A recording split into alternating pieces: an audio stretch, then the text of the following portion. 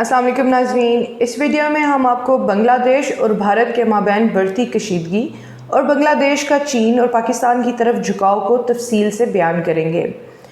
पाकिस्तान और चीन की तरफ बांग्लादेश का झुकाव बढ़ने लगा है।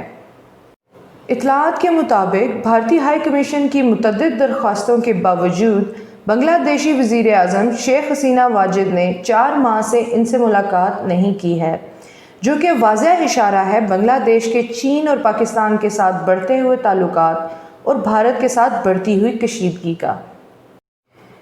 तफसीलात ये हैं कि जब से हसीना वाजिद दोबारा मुंतखब हुई हैं, तब से बांग्लादेश और भारत के तमाम बाहमी मंसूबे सुस्त रवी का शिकार हैं। दूसरी तरफ चीन के मंसूबों को बांग्लादेश की तरफ से काफ़ी पजीराई मिल रही है। हाल ही में बांग्लादेश ने भारत की मुखालफत के बावजूद चाइना को एयरपोर्ट टर्मिनल बनाने का ठेका दिया है। रेवा गंगोली, जो कि भारतीय हाई कमिश्नर हैं, गुज़श्ता 4 माह से शेख हसीना वाजिद से मुलाकात की कोशिश में हैं, मगर उनको वक्त नहीं दिया जा रहा है। हत्ता कि ढाका ने भारत की कोरोना वायरस के लिए दी गई इमदाद के जवाब में शुक्रिया का नोट तक जारी नहीं किया। बांग्लादेशी अखबार के मुताबिक MAG उस्मानिया एयरपोर्ट में एक नए टर्मिनल की तामीर का ठेका बीजिंग अर्बन कंस्ट्रक्शन ग्रुप को दिया गया है। वाज़ेह रहे कि भारत इस इलाके को हसास जानता है, क्योंकि ये भारत के शुमाल मशरकी खित्ते से मिलता है।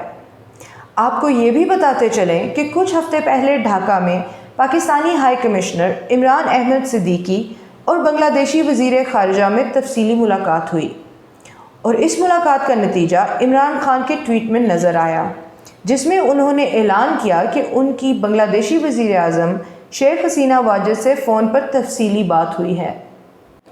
दोनों ममालिक को करीब लाने के लिए पाकिस्तान ये भी कह रहा है कि दोनों ममालिक में एक ही मज़हब और सकाफ़त राइज है, और ये कि पाकिस्तान बांग्लादेश के साथ तमाम शोबों में मजबूत रवाबित कायम करना चाहता है। इस तमाम पेशरफ्त के बाद ढाका में भी बहस शुरू हो गई है कि हमारी सकाफ़त और मज़हब एक ही हैं, और माली फ़ायदे के लिए ही सही पाकिस्तान के साथ रवाबित बढ़ाने चाहिए, लेकिन कोई भी इस मौजू पर खुल्लम खुला बात नहीं करना चाहता। ये भी कहा जाता है कि पाकिस्तान के साथ मजबूत रवाबित के ख्वाहिशमंद धड़ा बांग्लादेशी हुकूमत में शामिल अहम लोगों को कायल करने में कामयाब हो गया है। नाज़रीन, इस बारे में अपनी राय का इजहार कमेंट बॉक्स में ज़रूर करें। हमारा चैनल सब्सक्राइब करना ना भूलें। हम मज़ीद मालूमात आप तक पहुँचाते रहेंगे। मज़ीद वीडियोज़ देखने के लिए नोटिफिकेशन ऑन कर लें।